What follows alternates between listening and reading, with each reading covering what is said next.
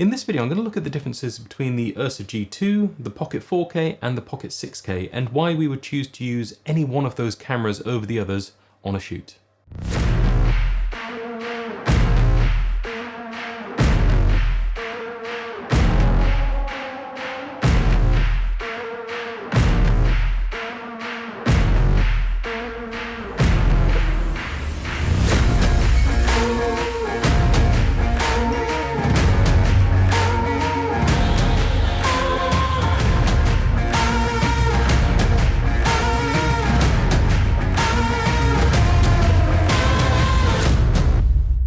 To start with, I wanted to give a little bit of context for my point of view for all of the things that we're going to look at with these cameras. Still Moving, the company that I started with my business partner Spencer, has been going for about 10 years, and very early on in that journey we made the investment into Blackmagic cameras, beginning with the original 2.5K when it came out, and then adding in the original Pocket Cinema cameras, and then URSA and so on until we get to these cameras just here. Now within that journey, obviously we had to deal with the quirks of the original cameras when we took those on board. And that meant having to work with the smaller sensor size on the original cameras, which was kind of Super 16/Micro Four Thirds, that kind of realm. Now there are a couple of ways that we approach this. I did look at using native glass, so that was like the Voigtlander 25mm 0.95 and the rest of those Voigtlander lenses, which are beautiful, they're small, compact, lightweight, all of that good stuff, and they're very fast, which is important because in order to get the shallow depth of field that you might see on a Super 35 sensor, you needed that extra speed within the lens.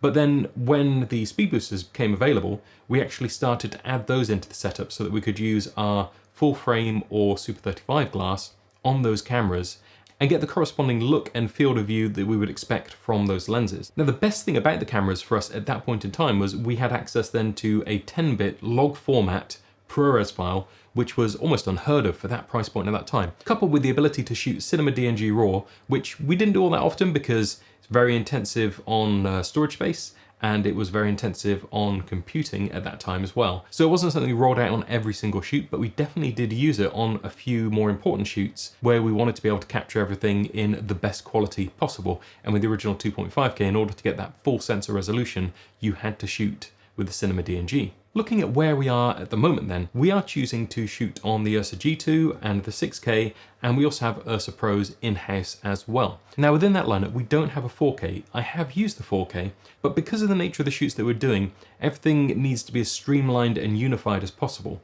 And that means for us, not using anything like speed boosters where we're going to have one camera in the mix perhaps that you can't set to the same f-stop as easily because it's going through a speed booster, and because of the way speed boosters work, you're going to find that the f-stops don't quite equate. So if I'm on a shoot and I'm saying everyone go to f5.6, the person on the speed booster can go to f5.6, but it won't be the same as the 5.6 on the other cameras, and you can work it out. But for us, because the 6K exists, the 4K doesn't really have a place within our setup. If the 6K didn't exist, then the 4K would probably slot into our workflow because of the size, and that's the other big thing about this. Obviously, there's a consideration for how we're using this and the times where the camera body size is going to be the most important thing. Now this is going to be different for everyone watching this video because you're going to have different requirements from your cameras, so I thought I'd just give that a little bit of context as to why we're choosing to run with the URSAs and the 6K and not have the 4K in the mix at this point. The two cameras that we have just here look rather different. Obviously there are the immediate physical differences between the two. The URSA G2 is much larger than the 6K, and there are a couple of other things which are going to influence how we use it on different shoots. So we're going to run through a couple of those now and see where we're using one over the other, because we could, as a production company, just be running with G2s, we could just be running with 6Ks, so why do we choose to mix everything up and have both systems available? Let's start with the obvious things then. The camera size is a factor. So if we're doing something where it's more beneficial to have a smaller camera body, then we can go with the 6K. For example, we do quite a lot of vehicle rigging, and if we're putting the camera actually onto the vehicle and suction cupping that on, having the smaller, lighter body is in a lot of ways a benefit because it means that the rigging is under less stress, and it's also a little bit easier to position because the camera isn't so long when it's built out with a battery and a lens and all the rest of it. It's a little bit easier to get it where we want it and frame everything up. Now we do have adequate rigging to put a G2 onto a car, but in that scenario the G2 is often doing something different. We have a whole black arm stabilized vehicle rig with the Ronin 2 on, and the option for us would be to have the G2 on that, have the URSA Pro on a tripod, and then have the 6K ready to go on the vehicle mount. Doing those kind of shoots, it's important that we can move quickly, so having one camera that's dedicated to each role rather than having to strip a camera off a Ronin and repurpose it, get it ready to use on a vehicle mount, means that it's actually far more efficient, and also all of the benefits that I just ran through with the 6K still apply. One of the benefits of having the G2 on that Ronin stabilized black arm rig is that we've got the SDI ports. It's important for us to have access to SDI ports on our cameras because they are a very secure connection. So when we're rigging all of that up, having that locking connection just gives you that extra reassurance that it's all going to keep working and nothing's going to get pulled out. And when we're moving around fast and we're putting this camera through its paces, that is really critical. Additionally, the URSA has built-in ND filters. Now we don't always end up using these, but it's really nice to have those in body always ready to go. And on a shoot like that, where we don't necessarily want to have anything on the front of the lens apart from some kind of clear glass just to protect the front element, having those internal NDs means we don't have to keep switching things out. So for example, on the Aston Martin shoot we did, the weather was very changeable. We're doing runs up and down the airstrip. If we got to one end and we found that actually the clouds come in and we need to open up a little bit, we can just have someone hop out, flick the ND wheel, and we've got a lighter ND, or conversely, if the sun's come out and it's just screaming down onto that white car, then we can crank it down so we have a little bit of a stronger ND in there. Having those built in is a really nice option, and it keeps the rigs that we're using a little bit more streamlined. And that goes across a lot of the other shoots that we do as well. Where we are moving around fast, we're doing fashion, we love to just be able to flick quickly on the URSA between those different ND settings. You don't get all of the different grades of ND that you might like to have access to, but having those steps of ND in there definitely is a plus for us. Now another thing that people are probably going to be very aware of between the two cameras is the URSA is a 4.6K sensor and the Pocket is a 6K, as the name suggests, sensor. So between those two, you might say, well, the Pocket is 6K, why not just go with having pocket cameras and have the higher resolution when we actually end up mixing it up, so we've got 4.6K and 6K often happening on the same shoots? And the answer is that I don't really have a need for 6K of resolution. In fact, if this was just a 4K or a 4.6K camera, I would be more than happy. I don't find that I'm choosing the 6K over the URSA because of resolution. It's usually for a different purpose, so the size of the body, or the way that we're using it, or the cleaner, higher ISOs that the 6K can do, but not the resolution itself. So for me then, between the two of them, the resolution isn't really much of a consideration. I've never done a side-by-side shootout, although you can instantly tell when you're recording things, the 6K eats far more card space because it is recording at that higher resolution.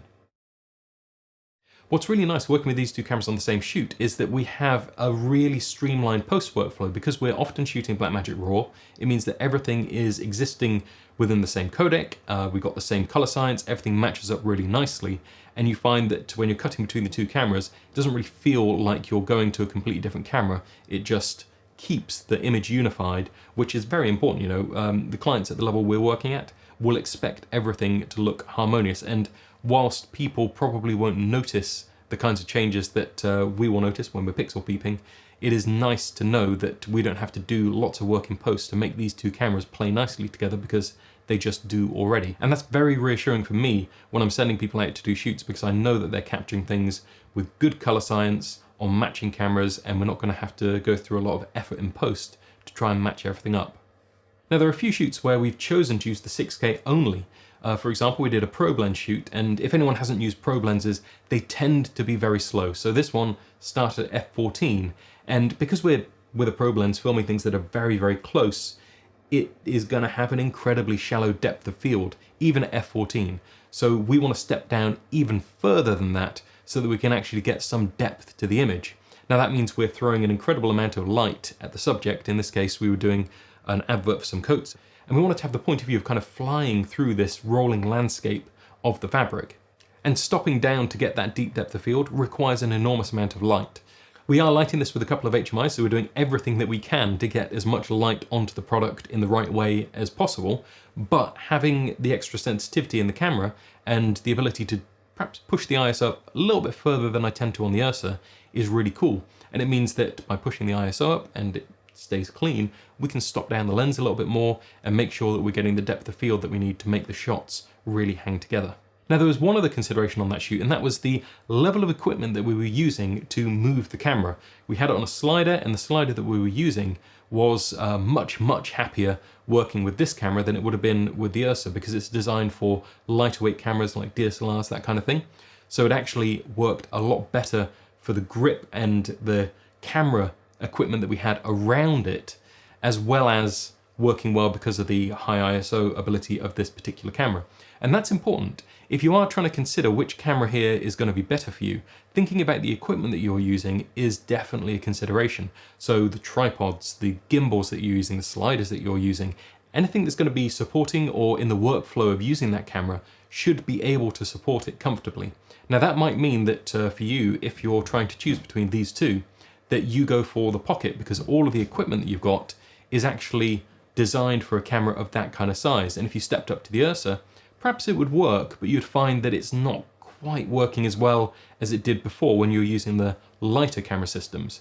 And then the associated cost of upgrading all of your equipment to be able to handle the G2 in the way that you would expect it to could be prohibitively expensive.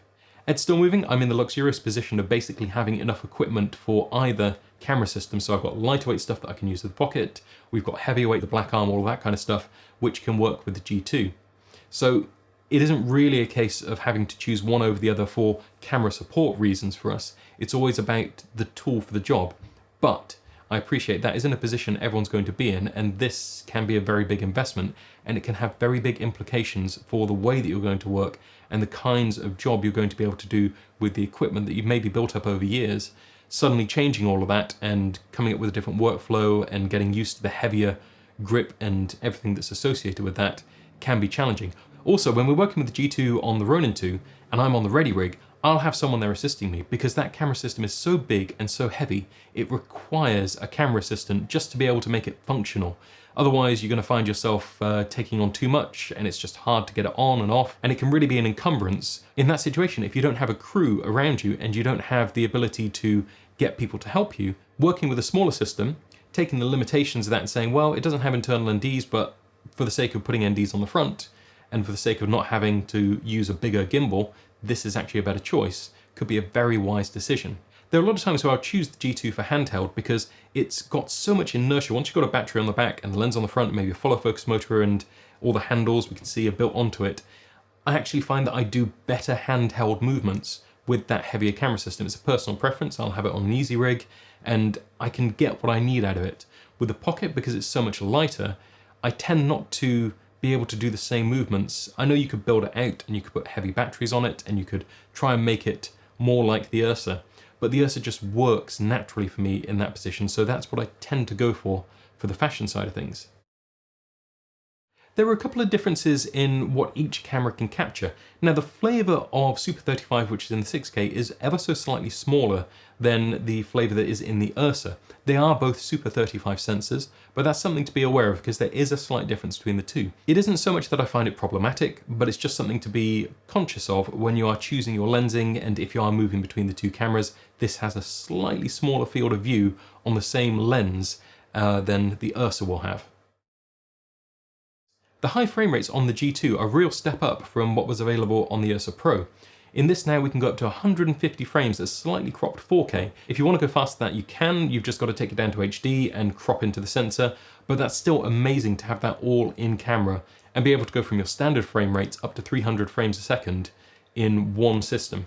You do still have good options for slow-mo in the Pocket, but obviously the URSA G2 is going to win out if that is the only consideration. For the G2, if you want to have the absolute full sensor resolution, you can go up to 120 frames, which is a really big step up over the URSA Pro, where you could only go up to 60 frames with the full sensor resolution. Something else which I see people debating is the dynamic range difference between the two.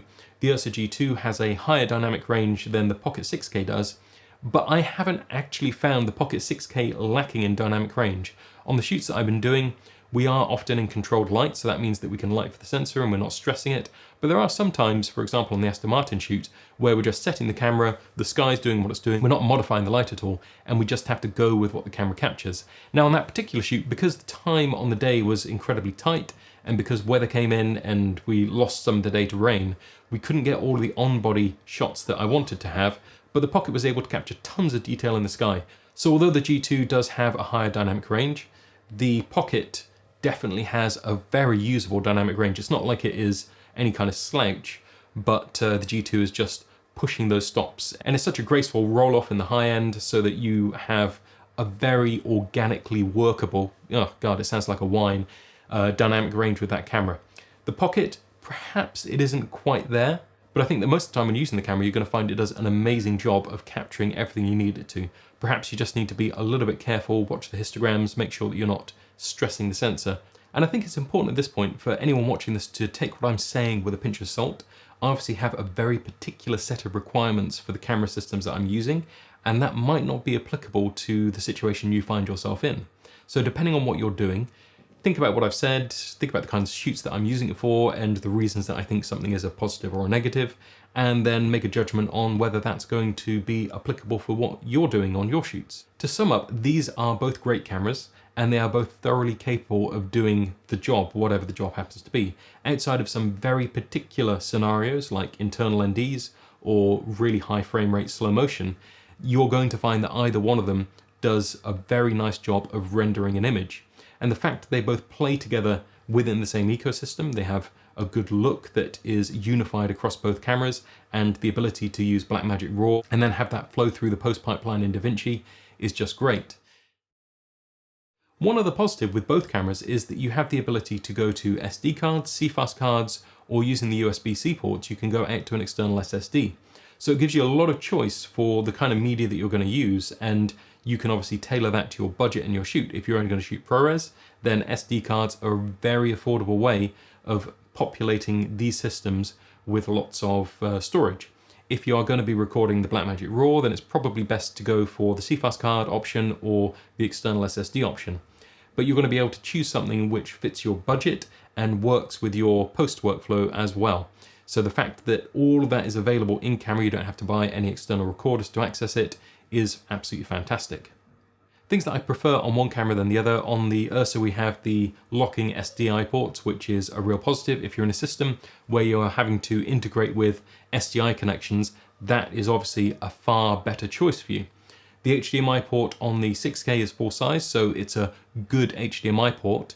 So it doesn't integrate in the same way, obviously with an SDI workflow, you have to go through a converter box, and it doesn't lock in the same way either. For us, these are tools. They go out, they work hard, they make us money, and they have a fantastic image. As long as the tool doesn't get in the way of your creativity, and as long as the tool doesn't fail on the job, but at the end of the day, they give us a fantastic image, they fit within our post workflow, they're intuitive to use, and in terms of camera systems, they're very cost effective. We are able to have multiple URSAs and multiple 6Ks out on shoots because the system itself has such a low cost of entry. With other cinema camera systems, you're instantly going to push your price of entry for a multi-camera system up into the tens of thousands of pounds, and potentially more, depending on which system you're going with. So for all of the things that we get, the Blackmagic RAW, the good image, the fact that they color match between them, the color science is really unified, slow motion up to 300 frames, all of the good things that we are able to access with these cameras are available to us at a very low cost. And if we wind back a few years, and you told me when I got that original 2.5K that I would be able to get something for a similar price that could shoot Blackmagic RAW, which is a codec that's just as easy to work with as ProRes, in terms of its lightweight, in terms of it doesn't churn the computer, and then that's also going to be Super 35, and it's going to be smaller, and it's going to have all kinds of things like slow motion that we didn't have on the original 2.5K. I would have thought that was just a pipe dream. But having the cameras that are able to do this now has opened up so many opportunities on our shoots, and it just means that we are that much more flexible when we're going to our clients and we know that we can do high frame rate slow motion and capture it well, and we're not on a super compressed codec. That's really positive. It means we, unless we're stepping up to say something where we're using a very high frame rate camera over 300 frames a second, we don't need to get into anything specialist. We can do it with what we have in-house, and we can do it regularly. And that's important. Our whole crew gets access to these cameras every single day. They get to learn them inside out. They know how they work. They know how to work with the footage. They know how to rig them. They know how to balance them. All of those things are hard to do if you're in a situation where you are constantly renting different camera systems, different camera bodies. Having something which you can work with day in, day out and learn inside out is very powerful, and means you get more out of the tool at your disposal than if you are just using lots and lots and lots of different camera systems and never settling on one. I hope this has been useful and interesting and not too long-winded. These are all just my opinions on how we're using them, but we are using them on high-end commercial shoots. And I'm evangelizing about the cameras here, but ultimately they are just tools. We shouldn't deify them, but if they're able to go out there, get you work, perform day in, day out, then that is what a useful tool should be, and is what you should be looking for in whatever camera system you're looking to invest in.